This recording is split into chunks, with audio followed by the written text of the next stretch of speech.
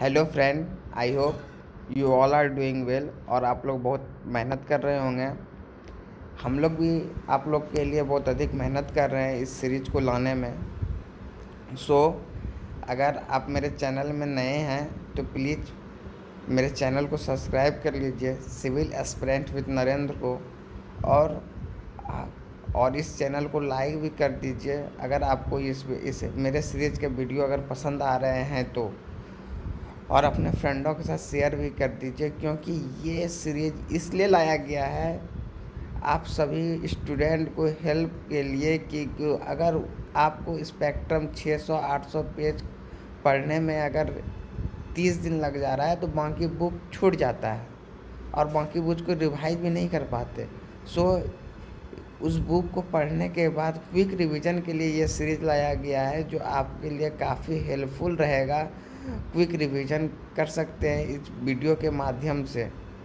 और कुछ अगर छोटा छूट जा रहा है अगर आपके बुक रीडिंग में, तो फिर इससे भी आप कवर कर सकते हैं। हम लोग मोस्ट फेवरेबल और मोस्ट इम्पॉर्टेंट पॉइंट को इस सीरीज़ में डाला गया है। एक एक पॉइंट मोस्ट इम्पॉर्टेंट है, आप चाहे तो इसका नोट भी बना सकते हैं। सो आज हम लोग लेके आए हुए हैं सिविल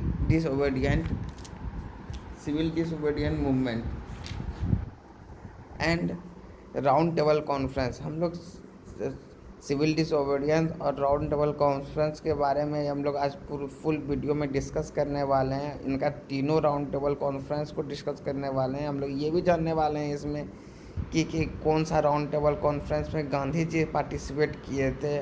और फिर राउंड टेबल कॉन्फ्रेंस को स्टार्ट करने से पहले पूना पैक्ट के बारे में भी जानेंगे। अब लोग तमाम सारे नॉलेज के बारे में जानेंगे कि इसमें क्या क्या हुआ था, तमाम प्रोसेसर के बारे में जानेंगे। सो इसके पहले कि हम लोग आगे बढ़ें, एक बार फिर से आप लोग से रिक्वेस्ट कर रहे हैं कि मेरे चैनल को सब्सक्राइब कीजिए और लाइक कीजिए और अपने सारे फ्रेंडों के साथ शेयर कीजिए।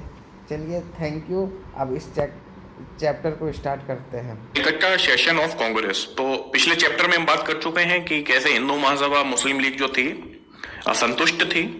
तो जो बिर्केनहेड ने चैलेंज दिया था कि आप कोई ऐसी रिपोर्ट तैयारी नहीं कर सकते, ऐसा फ्रेम तैयारी नहीं कर सकते कॉन्स्टिट्यूशन का कि सारे जो हैं वर्ग उससे संतुष्ट, और वही हुआ। मुस्लिम लीग असंतुष्ट, हिंदू महासभा असंतुष्ट, अपने अपने वर्गों के हितों में बात करने लगी। मुस्लिम लीग मुस्लिमों की सोचने लगा, हिंदू महासभा हिंदू की। तो एक सेक्युलर तरीके से नहीं देखा गया इसको, तो वो सक्सेसफुल भी हो गया। बिर्केनहेड की रिपोर्ट का बहिष्कार किया जाने लगा। खैर, नेहरू रिपोर्ट 1928 में कांग्रेस ने अप्रूव कर दी, कलकत्ता जो सेशन था। लेकिन जो यंगर सेक्शन था कांग्रेस का, जवाहरलाल नेहरू, सुभाष चंद्र बोस, सत्यमूर्ति, इन्होंने डिससेटिस्फेक्शन दिखाया, अपना असंतोष जताया इस रिपोर्ट के प्रति, क्योंकि इसमें डोमिनियन स्टेटस की बात की गई थी और अभी डोमिनियन स्टेटस इनके लिए मुद्दा नहीं था, ये कंप्लीट इंडिपेंडेंस की मांग कर रहे थे।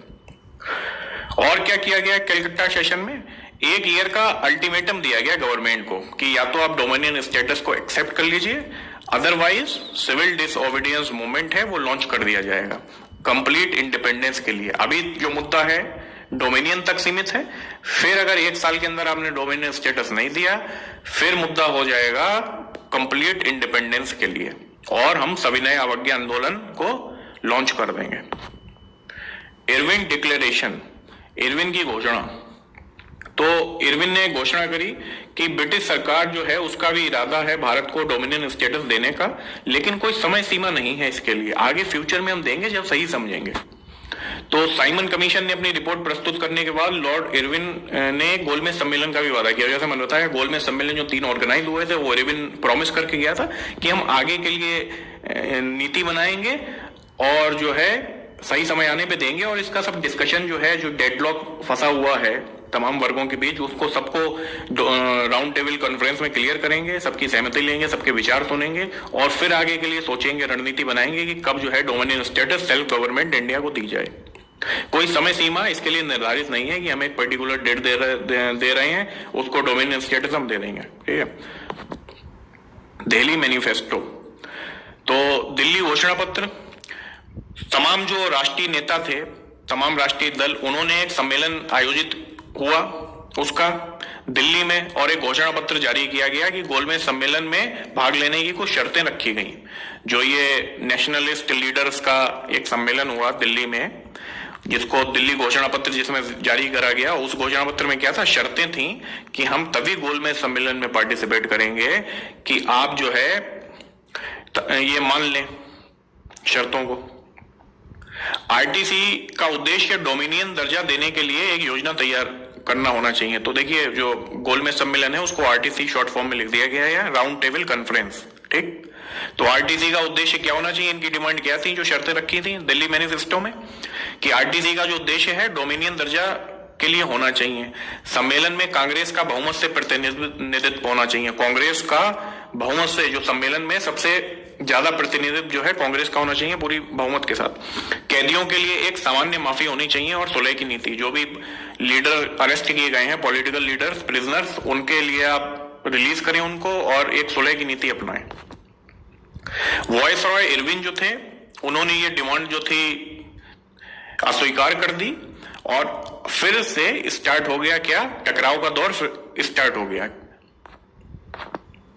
लाहौर कांग्रेस एंड पूर्ण स्वराज, इसकी जो प्रेसिडेंट थे वो जवाहरलाल नेहरू थे लाहौर कांग्रेस सेशन के, और पूर्ण स्वराज की यहां पे डिमांड की गई। यहां पे क्या निर्णय लिए गए इस सेशन में, आरसीटी जो राउंड टेबल कॉन्फ्रेंस था उसको बॉयकॉट किया जाएगा। कांग्रेस ने अपना गोल अब क्या बना लिया, कंप्लीट इंडिपेंडेंस। अभी तक डोमिनियन था, 1 साल का अल्टीमेटम दिया था, फिर राउंड टेबल कॉन्फ्रेंस में शामिल होने के लिए शर्तें रखी, वो भी इरविन ने ठुकरा दी।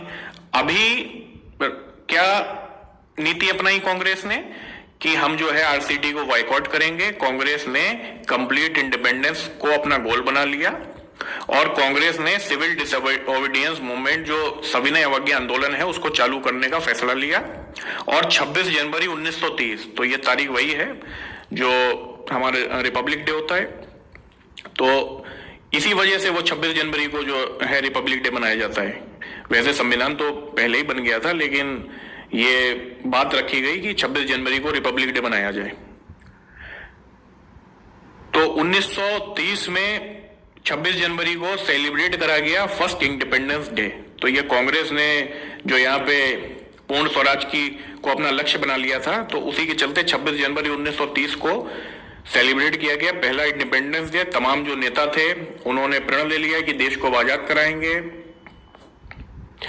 Civil disobedience movement, Gandhi ji को अवसर दिया गया कि आप स्टार्ट करिए सिविल डिसोबीडियंस मूवमेंट, और कार्य शुरू करने का उनको ब्यौरा दिया गया। Gandhi ji presented 11 demand. तो गांधी जी को जब ये बोला गया कांग्रेस ने ये बोला कि अभी आप सिविल डिसोबीडियंस मूवमेंट स्टार्ट करिए, सविनय अवज्ञा आंदोलन स्टार्ट करिए, तो गांधी जी ने सोच विचार करके कहा कि पहले 11 डिमांड आप रखिए, किसको, जो वायसराय है उसको, फिर उसके अकॉर्डिंग जो है हम काम करेंगे। तो गवर्नमेंट को Gandhi ji represented 11 demands and the ultimatum of January 31, तो 31 जनवरी तक का जो है अल्टीमेटम दे दिया गया 1930 31 जनवरी तक, कि इन डिमांड को या तो आप एक्सेप्ट कर लीजिए या रिजेक्ट कर दीजिए, फिर उसके बाद हम अपना सोचें कि सिविल डिसोबीडियंस हम स्टार्ट करें। गांधी जी ने एक चांस दिया। तो 11 मांगे वो क्या थी कि आर्मी एक्सपेंडिचर है 50% घटा दीजिए, शराब पर पाबंदी लगा दीजिए, प्रतिबंध लगा दीजिए, जो आपराधिक जांच में सुधार करिए, जो सीआईडी है उसमें सुधार लाइए, चेंजेस लाइए, आर्म एक्ट है उसमें बदलाव लाइए, जो भारतीय लोग हैं उनको अपनी सुरक्षा के लिए लाइसेंस मुहैया करने दीजिए, अपनी जो पर्सनल सुरक्षा है उसके लिए हथियार रखने का जो है प्रावधान बनाइए, उनके लिए लाइसेंस इशू करने का प्रावधान बनाइए। रिलीज पॉलिटिकल प्रिजनर्स, जो राजनीतिक कैदी हैं उनको रिहा करिए। पोस्टल रिजर्वेशन बिल को जो है एक्सेप्ट करिए। रुपी स्टर्लिंग जो एक्सचेंज रेशियो है उसको रिड्यूस करें। Impose custom duty on foreign cloth, जो विदेशी कपड़े हैं जिन पे कस्टम ड्यूटी नहीं लगती थी उन पर कस्टम ड्यूटी लगाएं, ताकि जो इंडियन टेक्सटाइल है, इंडियन क्लॉथ है, उससे कम्पीट कर पाए। Reduce expenditure on civil administration, जो सिविल प्रशासन है उस पे खर्चों में कमी करें, और उनसे जो पैसा बचेगा आर्मी के खर्चे से और एडमिनिस्ट्रेशन के खर्चे से, उनको जो है सोशल वर्क में लगाएं, समाज के लिए खर्च करें, समाज के उत्थान के लिए। Reduce the land revenue by 50%, जो भूमि राजस्व है उसको 50% की कमी करें उसमें। Abolish salt tax and government salt monopoly, नमक कर और जो सरकार का नमक पर एकाधिकार है उसको समाप्त करें। तो ये 11 डिमांड दी गई, लेकिन कोई पॉजिटिव रेस्पॉन्स गांधी जी को मिला नहीं। तो अभी रास्ता गांधी जी के पास बचा, अल्टीमेटम की डेट भी आ गई, 31 जनवरी भी आ गया। तो अभी गांधी जी को लॉन्च करना है सिविल डिसोबीडियंस मूवमेंट। तो ये इसके पीछे बैकग्राउंड था, सविनय अवज्ञा आंदोलन के पीछे क्या बैकग्राउंड था। नेहरू रिपोर्ट, फिर नेहरू रिपोर्ट के बाद सेशन हुआ आपका, फिर लाहौर सेशन हुआ, फिर लाहौर सेशन में डिमांड रखी गई, राउंड टेबल कॉन्फ्रेंस को बहिष्कृत किया गया कि उसमें नहीं शामिल होंगे, और फिर तमाम जो है चीजों के बाद 11 डिमांड गांधी जी ने रखी और 11 डिमांड को एक्सेप्ट नहीं किया गया। फिर गांधी जी ने सविनय अवज्ञा आंदोलन की शुरुआत की डांडी मार्च से। तो मार्च 12 से अप्रैल 6 तक 1930 में ये यात्रा हुई थी गांधी जी ने की, और इसको 240 माइल्स, तो ये जो काफिला था गांधी जी का 240 माइल्स की उन्होंने यात्रा करी। कहां से करी? जो हेडक्वार्टर इनके अहमदाबाद में थे वहां से डांडी तक, और 78 जो मेंबर थे, ग्रुप था साबरमती आश्रम का, वो गांधी जी के साथ चला, और पहुंचते पहुंचते लगभग 50,000 लोगों ने इसको ज्वाइन कर लिया था। ये गुजरात के जो गांव हैं, एरियाज हैं, उनके बीच में से होकर के गुजरे थे, और वहां से लोग शामिल होते गए, काफिला बढ़ता गया, और फिर 50,000 लोग शामिल हो गए इसमें। और वहां पर पहुंचकर गांधी जी ने नमक का जो कानून बनाया गया था उसको तोड़ा अपने हाथ में नमक लेकर, और वहीं से स्टार्ट हो गया सिविल डिसोबीडियंस मूवमेंट। साल्ट ही क्यों चुना गया? तो देखिए, साल्ट सबके द्वारा यूज किया जाता था, एक जनरल यूज की चीज थी ये। इस पे किसी प्रकार का कर लगाना गांधी जी इसको गलत मानते थे, और एक प्रकार से वर्डन मानते थे गरीबों पर, और इसको इनह्यूमन टैक्स बोलते थे, अमानवीय टैक्स बोलते थे।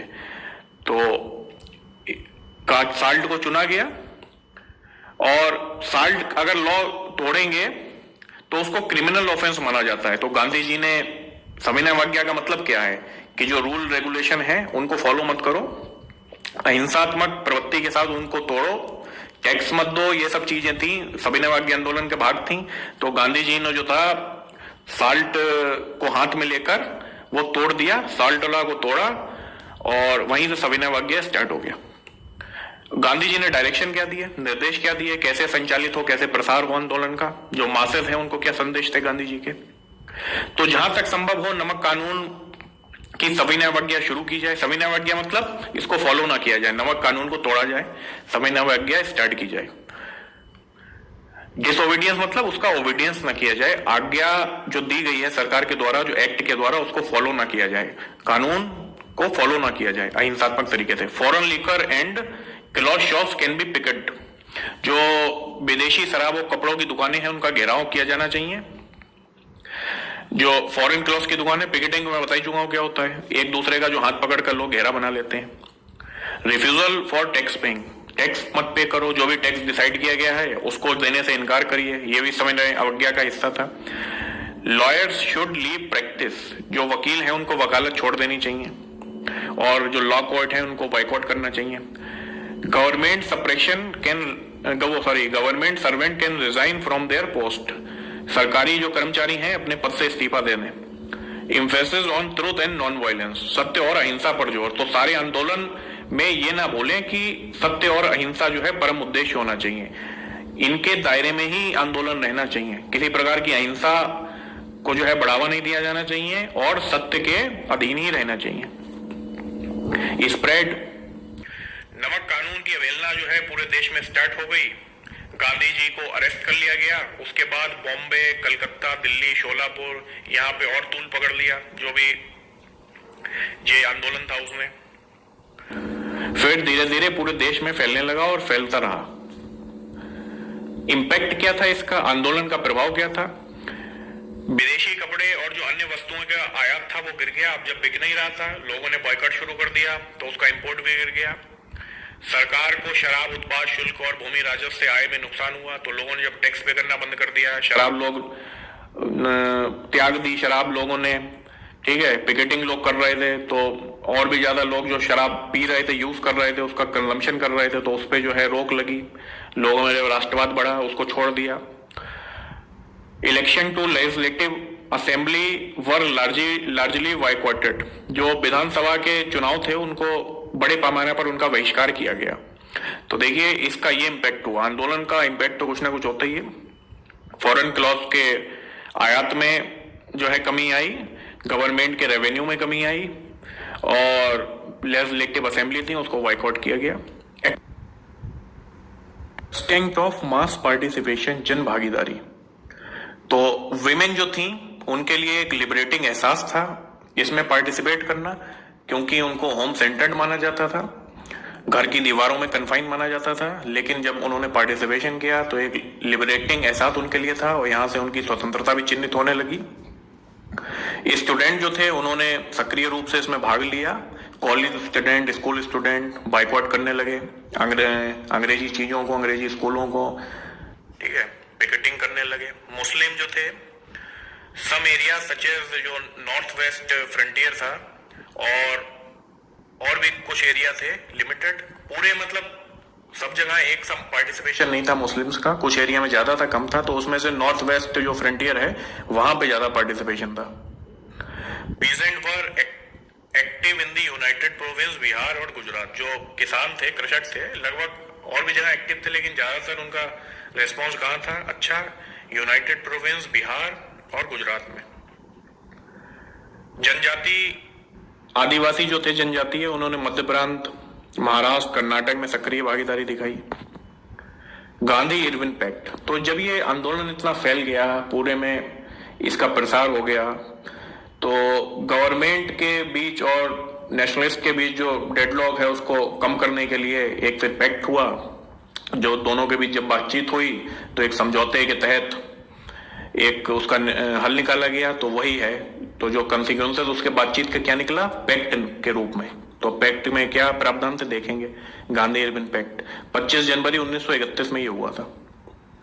Immediate release of political prisoners. जो अंग्रेज थे वो राजी हो गए, सरकार राजी हो गई राजनीतिक कैदियों की तत्काल रिहाई पर। रिमिशन ऑफ फाइन्स, जो जुर्माना उन पर लगाया गया था उसकी छूट।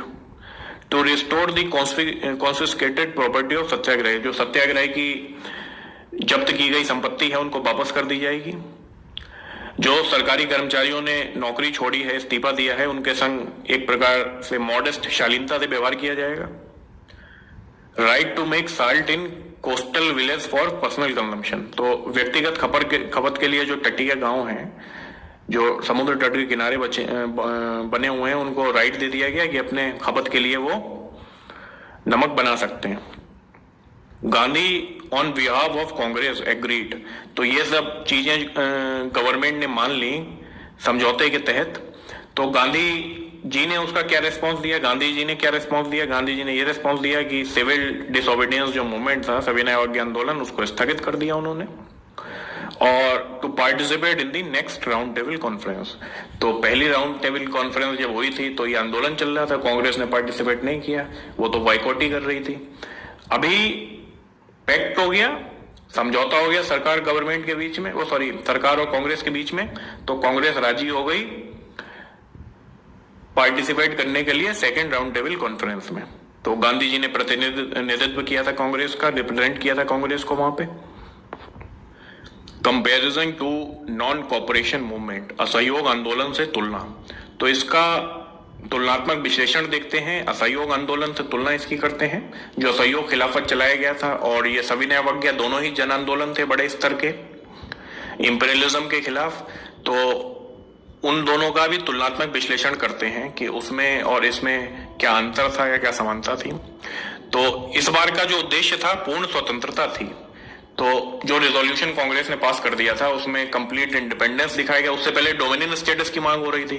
तो अभी से जो कांग्रेस ने रिजोल्यूशन पास किया था तो उसके बाद से पूर्ण स्वतंत्रता उद्देश्य हो गया, कांग्रेस का गोल माना जाने लगा।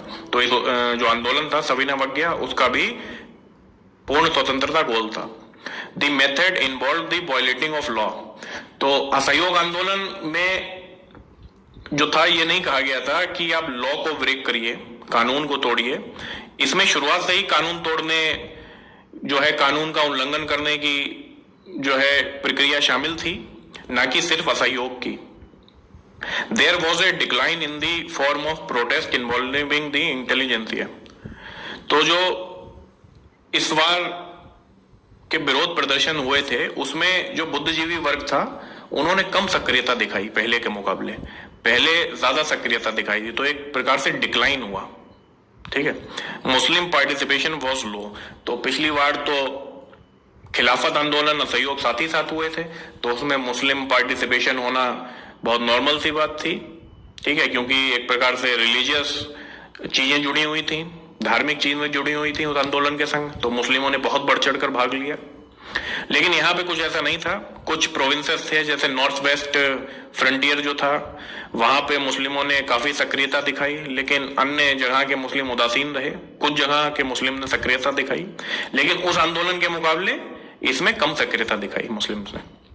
किसान और जो व्यापारिक समूह थे उन्होंने इस बार भारी भागीदारी दिखाई, और जो अन्य चीजों में कमी आई थी उसको कंपेंसेट किया। जो अन्य जन भागीदारी में कमी थी अन्य वर्गों की, उसको कंपेंसेट किया, उसकी भरपाई की।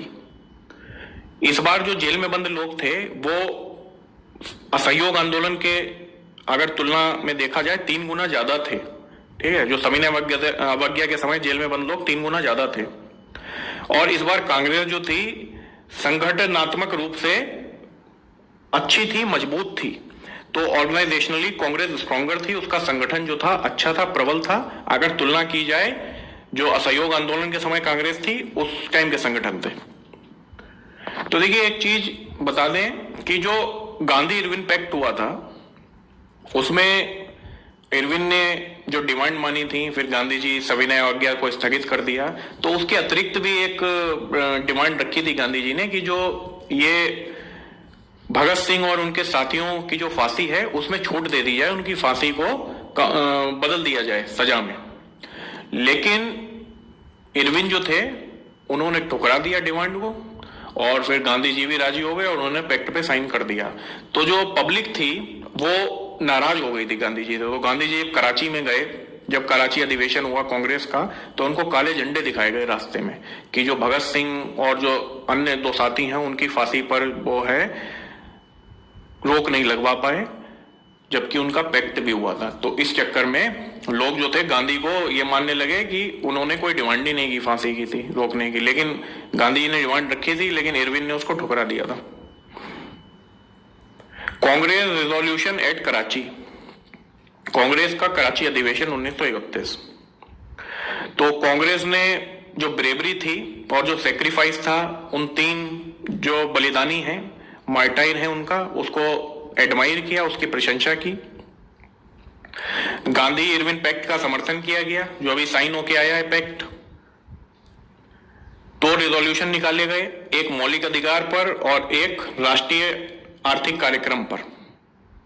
तो ये कराची अधिवेशन था 1931 का। अब बात करते हैं राउंड टेबल कॉन्फ्रेंसेस की। तो पहली कब हुई थी? नवंबर 1930 से जनवरी 1931 तक पहला गोलमेज सम्मेलन। ये जो था कांग्रेस इस टाइम पे सविनय अवज्ञा में लिप्त थी, तो इसमें पार्टिसिपेट नहीं कर पाई। और ये किसके द्वारा चेयर किया गया था? रैमजे मैकडोनाल्ड के द्वारा। और Congress and the some prominent business leader refuse to attend. लेकिन अन्य जो संगठन थे उन्होंने भाग लिया। मुस्लिम लीग, हिंदू महासभा और भी जो हिंदुस्तान के संगठन थे काफी, उन्होंने भाग लिया। लेकिन जो मुख्य संगठन था कांग्रेस, जो मुख्य पॉलिटिकल ग्रुप था, उसने इसको कंडेम किया। और भी उनके संग, कांग्रेस के संग कोई बिजनेस लीडर थे, उन्होंने भी कंडेम किया। आउटकम तो कोई विशेष इसका परिणाम हासिल नहीं हुआ। बस आमतौर पर यह सहमति थी कि भारत को एक फेडरल स्ट्रक्चर में संघवाद के रूप में डेवलप करना है आगे आने वाले समय में। लेकिन कोई डेडलॉक का समाधान नहीं निकाल पाया, जो भी डेडलॉक मचा हुआ था भारत के पॉलिटिकल ग्रुप्स में, लोगों में, वर्गों में। सेकंड राउंड टेबल कॉन्फ्रेंस, तो पहला तो कांग्रेस के द्वारा बहिष्कृत किया गया था, लेकिन अभी गांधी इरविन पैक्ट हो गया था। तो गांधी जी ने 2 मांग एक्सेप्ट कर ली थी अपनी तरफ से। जो रिस्पॉन्स दिया था सरकार ने, जो उनकी मांगे मानी थी, फिर गांधी जी ने रिस्पॉन्स दिया कि सविनय अवज्ञा को रद्द कर देंगे और गोलमेज सम्मेलन में भाग लेंगे। तो उसी के तहत कांग्रेस ने वादा किया था, तो कांग्रेस को जाना था। तो कांग्रेस को किसने रिप्रेजेंट किया? तो कांग्रेस ने गांधी जी को नामित किया अपना सोल रिप्रेजेंटेटिव, एकमात्र प्रतिनिधि के रूप में कांग्रेस ने गांधी जी को नामित किया और गांधी जी वहां गए। कांग्रेस के अलावा बड़ी संख्या में प्रतिभागी थे, मुस्लिम लीग थी, अलग अलग जो रियासतें थी उनके रिप्रेजेंटेटिव थे। आउटकम इसका क्या निकला? कोई विशेष आउटकम नहीं निकल पाया। कई प्रतिनिधि समूह थे, उनके बीच आपसी असहमति ने डेडलॉक जो था, जो मैं बताया, कोई संवैधानिक भविष्य के बारे में कोई ठोस निर्णय नहीं लिया गया। ब्रिटेन में जो दक्षिणपंथी थे, रूढ़िवादी जो थे, कंजर्वेटिव जो थे, कंजर्वेटिव पार्टी, दो पार्टी थी ब्रिटेन में मेनली, कंजर्वेटिव और लेबर। जो लेबर पार्टी थी वो थोड़ा भारतीयों के प्रति उदारवादी थी, जो कंजर्वेटिव थे वो उदारवादी नहीं थे भारतीयों के प्रति। भारतीय तो जो रूढ़िवादी थे उन्होंने भारतीयों को किसी भी प्रकार की छूट देने के वो खिलाफ थे। अल्पसंख्यकों के सुरक्षा उपायों के सवालों पर सत्र में गतिरोध हो गया। तो वही चीज जो डेडलॉक था मुस्लिम लीग और कांग्रेस के बीच में, तो वो वहां भी चलता रहा कि क्या सिक्योरिटीज देनी है आने वाले समय में मुस्लिम्स को। तो उसी के चक्कर में जो था तमाम ग्रुप में डेडलॉक मच गया और सत्र में गतिरोध उत्पन्न हो गया। थर्ड राउंड टेबल कॉन्फ्रेंस, तृतीय गोलमेज सम्मेलन, नवंबर 1932 से दिसंबर 1932 तक। इसका क्या आउटकम था? इसका आउटकम यह था कि सरकार द्वारा श्वेत पत्र जारी किया गया। इस पत्र के आधार पर जो भारत सरकार अधिनियम है, गवर्नमेंट ऑफ इंडिया एक्ट 1935, उसको पारित किया जाना था, वो पारित किया गया। तो जो तीसरा गोलमेज सम्मेलन था, फिर उसके बाद जो है श्वेत पत्र रिलीज किया गया उसमें, और फिर उसके बाद 1935 का जो एक्ट है वो पारित किया गया। एक इसमें इंपॉर्टेंट इवेंट हुआ था, पहली बार पाकिस्तान का नेम अटर हुआ था। कैसे? एक कॉलेज का छात्र था जिसका नाम चौधरी रहमत अली था, वो विदेश में पढ़ रहा था, तो उसने नई भूमि का प्रस्ताव रखा। नई भूमि का प्रस्ताव क्या था? जो विशेष रूप से मुसलमानों के लिए था और जो भारतीय भूमि है, जो हिंदुस्तान है, उससे काटकर बनाया गया था। उसने उसको पाकिस्तान नाम दिया। तो पहली बार 1932 में तृतीय गोलमेज सम्मेलन में पाकिस्तान नाम का जिक्र आया था। ठीक है, और फिर आगे चल के वो बना। तो ये किसने दिया था? किसी भी मुस्लिम लीग के मेंबर ने नहीं दिया, कोई प्रोमिनेंट लीडर ने, एक छात्र ने ये नाम दिया था, चौधरी रहमत अली ने। Civil disobedience resumed, Congress working committee. तो सिविल डिसोबीडियंस जो सविनय अवज्ञा आंदोलन था उसको रिज्यूम किया गया। कांग्रेस वर्किंग कमेटी जो थी, CWC, कांग्रेस कार्य समिति, उसने दिसंबर 29, 1931 में इसको रिज्यूम करने का फिर से फैसला लिया।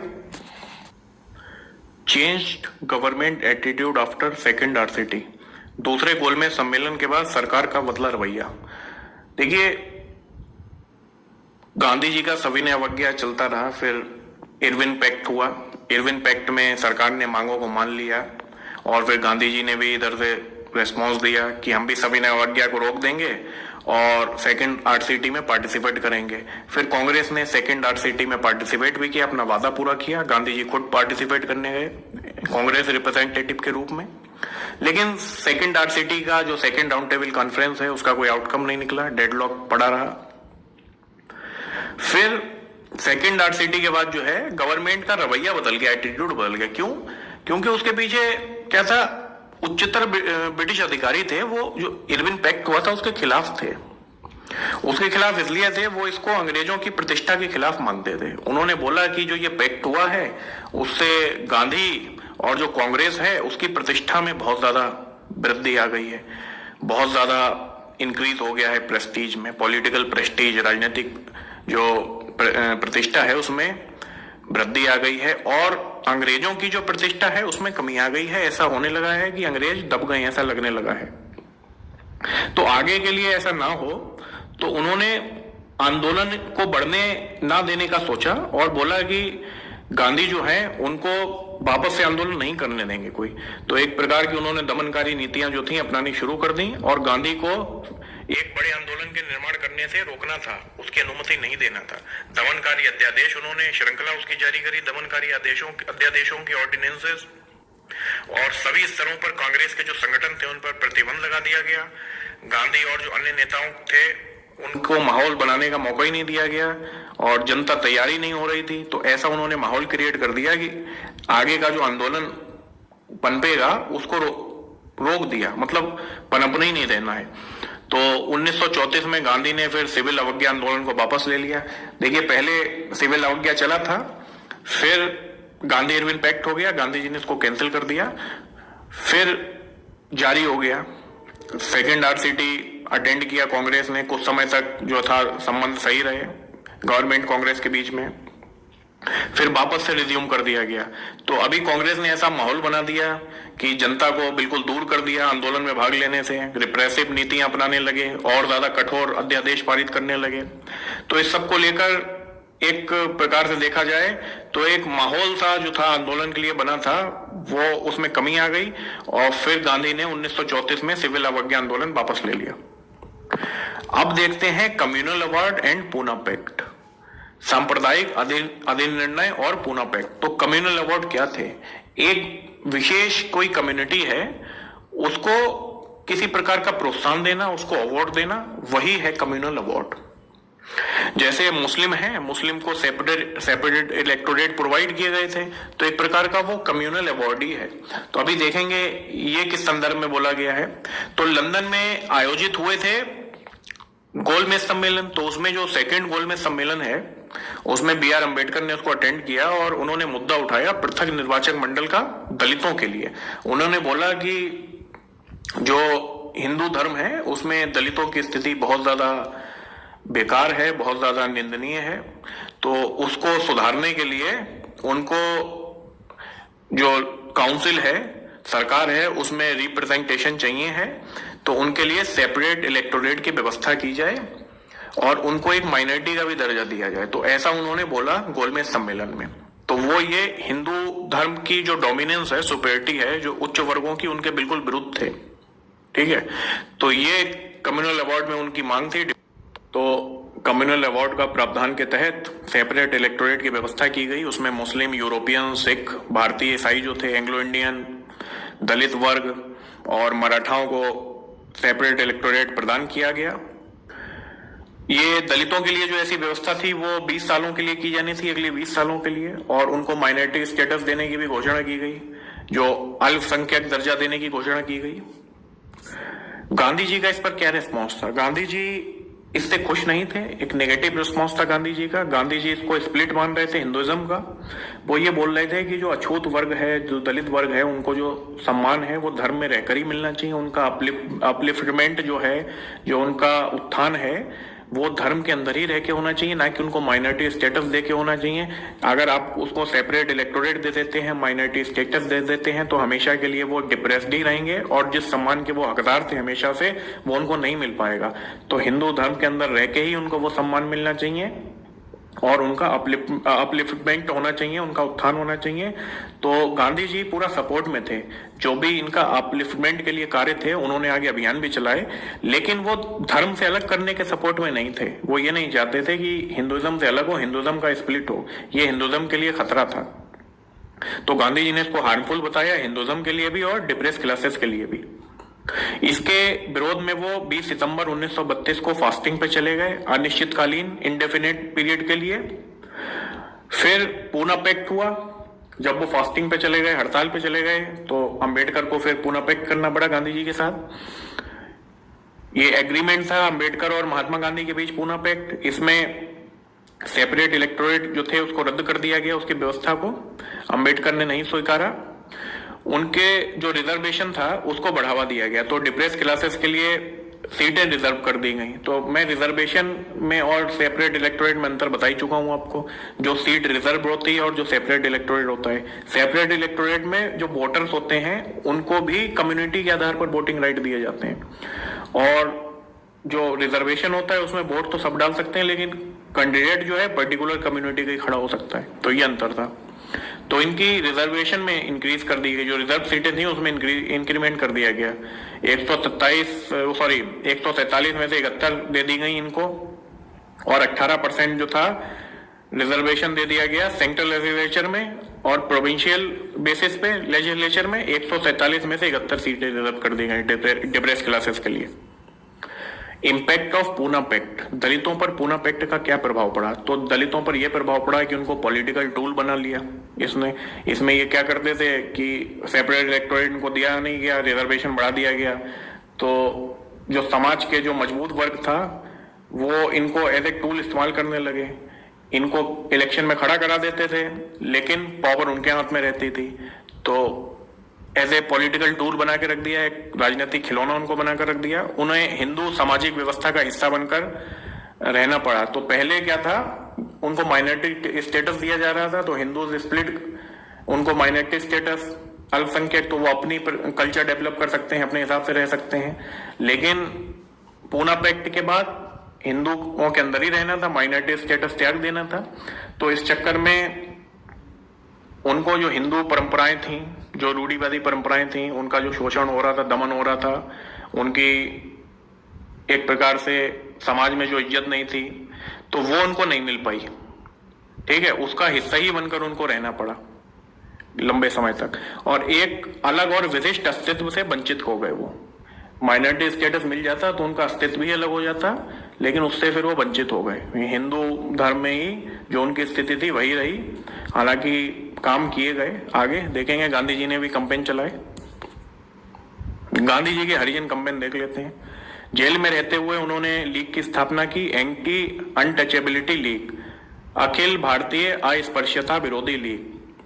1933 में उन्होंने साप्ताहिक हरिजन की भी शुरुआत की। तो गांधी जी ने जो अछूत लोग हैं, जो अस्पृश्य लोग हैं, उनको हरिजन कहकर बुलाया, बोला हरिजन ये भगवान के जन हैं। गांधी जी ने एक टूर भी किया, हरिजन टूर, पूरी कंट्री का, लोगों में अवेयरनेस फैलाने के लिए कि इनको जो ये प्रिवलेंट है कंडीशन अनटचेबिलिटी की, कि इसको दूर किया जाए। तो पूरे में अवेयरनेस फैलाने के लिए ऑल कंट्री टूर किया गांधी जी ने। और ये इनका टूर चला 33 से 34 के बीच का जो पीरियड था, 1933 से 34 के बीच। और इन्होंने 20 किलोमीटर की यात्रा की, आम जनों से मिले, तमाम अछूत वर्गों से मिले, उनको सामाजिक उत्थान के विषय में बताया, अवेयर किया। जो अपर क्लास है उससे मिले, उनको इसके ड्रॉबैक बताए इस कंडीशन के। तो ये सब गांधी जी ने अपने स्तर से पूरे प्रयास किए। इन्होंने मनी कलेक्ट किया हरिजन सेवक संघ के लिए, तो हरिजन सेवक संघ भी इनके द्वारा स्थापित किया गया। और अनटचेबिलिटी के जो आइडियाज हैं उनको रिमूव करने के लिए इसने विचारों का जो है प्रसार किया, इस प्रकार के हरिजन सेवक संघ ने। His entire campaign was based on principle of humanism and reason. तो जो पूरा कैंपेन था वो ह्यूमनिज्म, जो मानवतावाद है, और जो तर्कवाद है, उस पर आधारित था। जो अब अस्पृश्यता है वो गलती थी उस टाइम पे। अब मान लीजिए कोई दो ह्यूमन है, तो उसमें से कोई जाति के आधार पर अछूत कैसे हो गया, ठीक है, जबकि सेम ऑर्गन है उसके पास, सेम बॉडी स्ट्रक्चर है, सब कुछ है, हाइजीनिक भी है वो, तो वो जाति के आधार पर अछूत कैसे हो गया। तो तर्कवाद के ये विरोधी है। तो वही चीज गांधी जी ने फैलाना स्टार्ट करी। काफी योगदान गांधी जी का रहा। Gandhi ji felt untouchability was a product of distinction of high and low. तो गांधी जी ये मानते थे कि जो अस्पृश्यता है वो उच्च और जो निम्न वेद हैं उनकी उपज है, उच्च और निम्न वेदों की उपज है, डिस्टिंक्शन है हाई एंड लो का, ना कि जाति व्यवस्था का। तो गांधी जी ने जाति व्यवस्था का खंडन नहीं किया, अस्पृश्यता का खंडन किया, जाति व्यवस्था का खंडन नहीं किया। और इस पर कि जो इंटरकास्ट मैरिज या फिर इंटर डाइनिंग, जो विभिन्न जातियों के बीच साथ खाना खाने की बात, या फिर विभिन्न जातियों के बीच शादी, इस पर गांधी जी चुप थे। उन्होंने ये बोला, ये ना ही इसके मतलब कैंपेन चलाया कुछ इंटरकास्ट मैरिजेस के लिए। उन्होंने बोला ये समाज की व्यवस्था है, और ये खुद जो है दलित वर्ग के अंदर भी प्रिवलेंट है। जो दलित वर्ग है, मेन उनका जो मुद्दा है अस्पृश्यता को दूर करना है, ठीक है। तो अस्पृश्यता को दूर करने के लिए उन्होंने तमाम कार्य किए और जाति व्यवस्था का खंडन नहीं किया। गांधी जी ने बार बार जो है दोहराया कि जो उनके अभियान है हिंदू धर्म और हिंदू समाज को शुद्ध करने के लिए है, ना कि राजनीतिक है, पॉलिटिकल अभियान नहीं है जो भी ये हरिजनों के लिए चला रहे हैं। धीरे धीरे इस अभियान ने हरिजनों को राष्ट्रवाद का संदेश दिया। तो इतने लंबे लंबे टूर गांधी जी कर रहे थे, सार्थक बातें कर रहे थे, तर्कवाद फैला रहे थे, तो उससे लोगों में राष्ट्रवाद की भावना भी बढ़ी। और गांधी जी बोल रहे थे अपर वर्ग को कि ये आप ही की कंट्री के लोग हैं, आप ही के समाज के वर्ग हैं, और लोअर वर्ग जो अस्पृश्य वर्ग था उसको भी बोल रहे थे। तो मतलब प्रेम सद्भाव बढ़ाने की बात गांधी जी ने कही, और कुछ हद तक सफल भी रहे। तो दोस्तों फ्रेंड, इसी के साथ ये चैप्टर समाप्त होता है। आई होप कि आपको अच्छा लगा होगा, और अगर अच्छा लगा है तो फिर मेरे वीडियो को लाइक कीजिए, और प्लीज़ आपसे रिक्वेस्ट है कि मेरे चैनल को सब्सक्राइब कीजिए सिविल एस्पिरेंट विद नरेंद्र को, और अपने फ्रेंडों के साथ शेयर कीजिए जो उनको भी इस वीडियो का लाभ मिल सके। So thank you.